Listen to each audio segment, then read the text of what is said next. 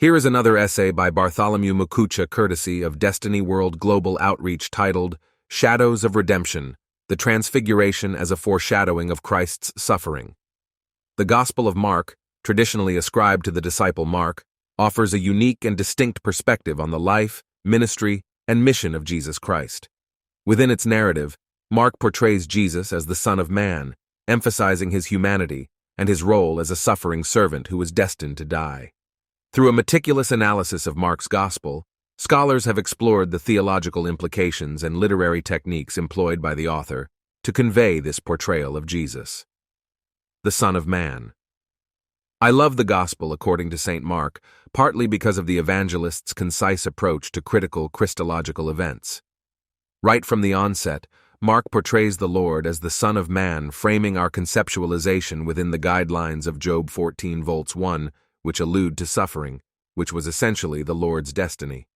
Man who is born of woman is of few days and full of trouble. In St. Mark's Gospel, the title Son of Man is one of the most prominent designations used for Jesus. This term, derived from Jewish apocalyptic literature, serves to emphasize Jesus' humanity and his identification with the plight of humanity itself. By consistently referring to Jesus as the Son of Man, Mark presents Jesus as a figure who is intimately connected to the human condition.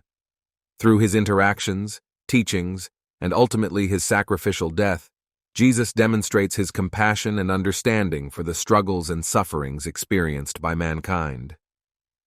The suffering servant. Furthermore, Mark skillfully portrays Jesus as a suffering servant who was born with the purpose of dying. This theme is woven intricately throughout the narrative, culminating in Jesus' crucifixion. Mark's Gospel highlights Jesus' willingness to undergo suffering and his acceptance of his fate as a necessary component of his redemptive mission.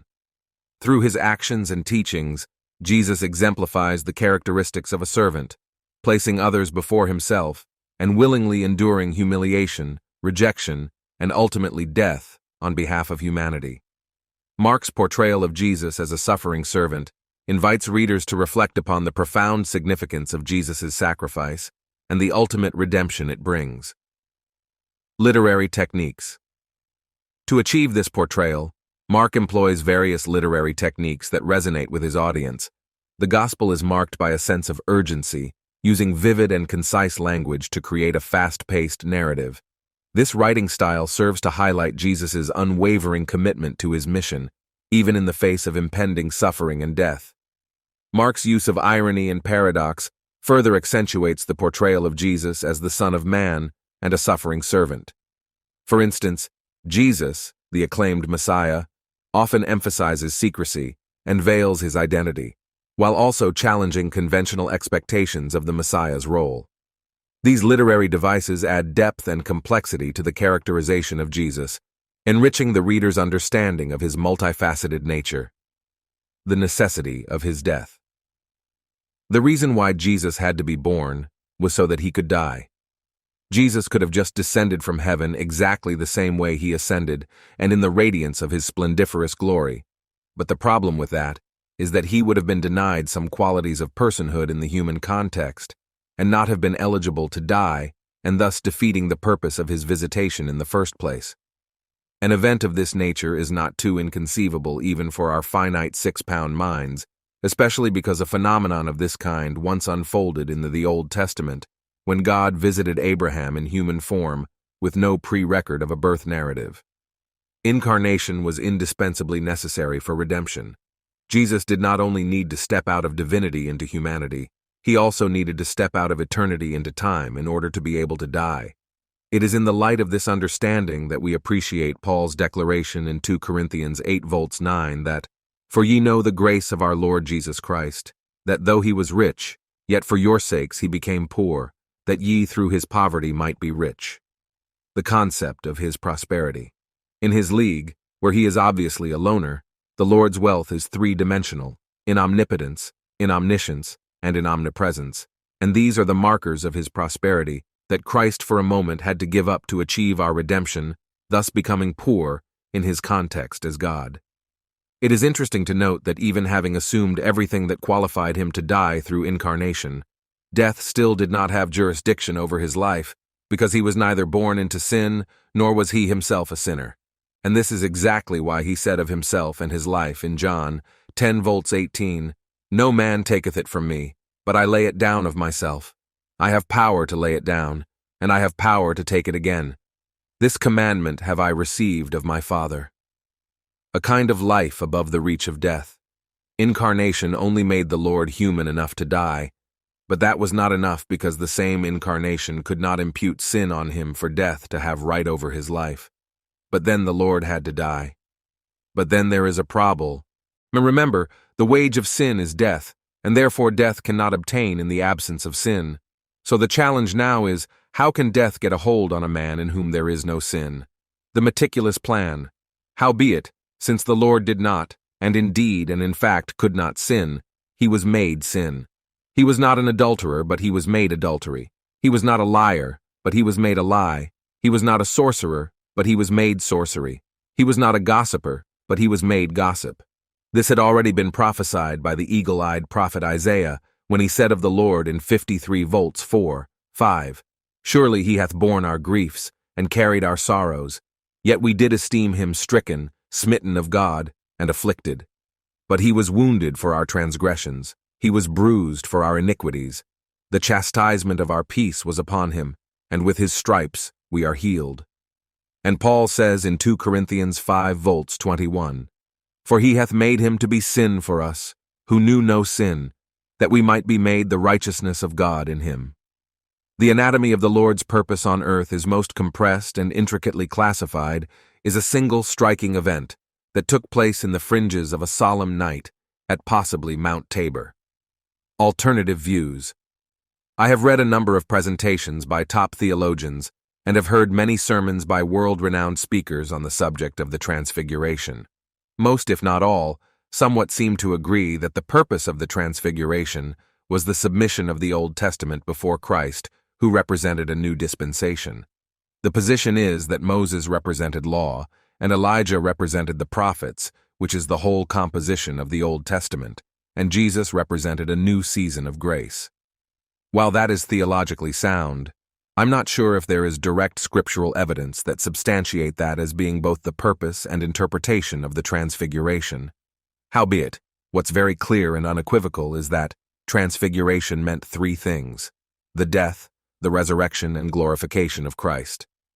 Indeed, and in fact, this was the whole purpose of the coming of Christ in the first place, and is indicated not just from a time before his day through prophecy, but also right from his birth and throughout his entire life. Remember when he was born, the wise men from the east brought him gold, which represents kingship.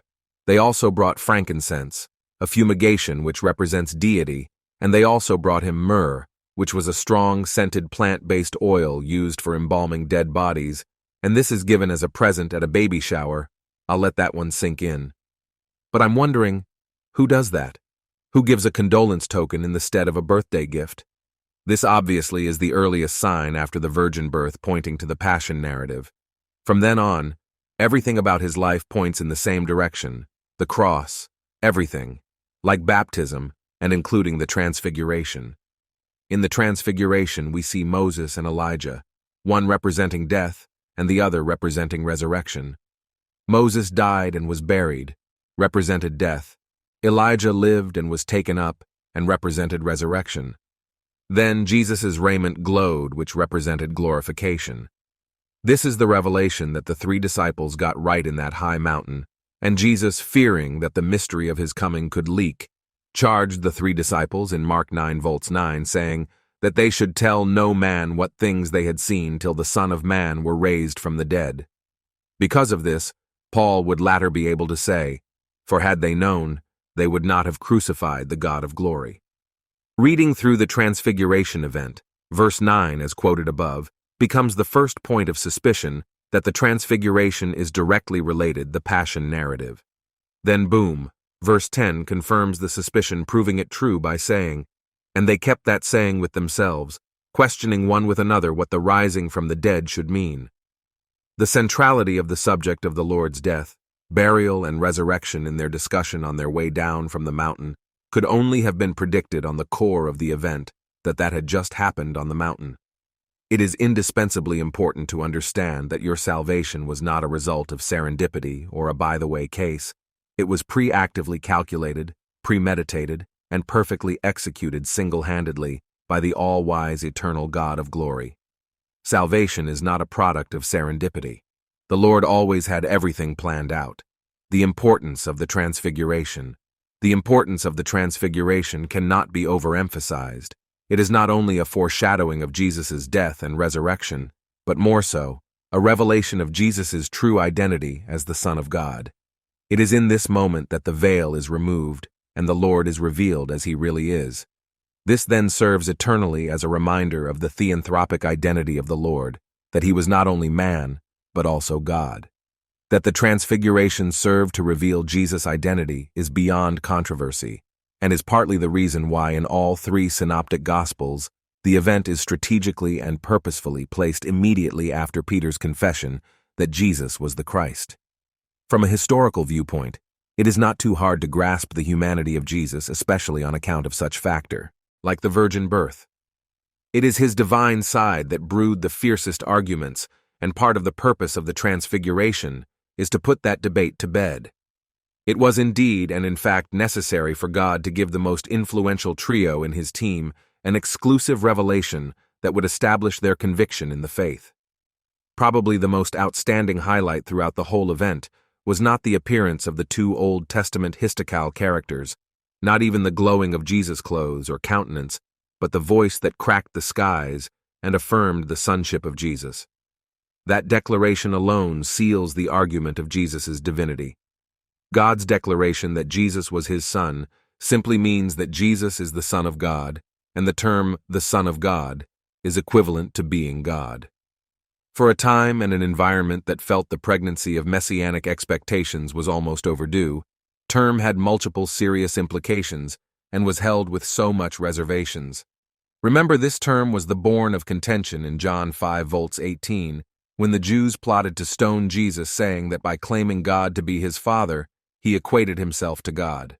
This was so because to the Jewish mind, the title, the Son of God, simply meant God, and this is the part of the points that the Transfiguration successfully proves.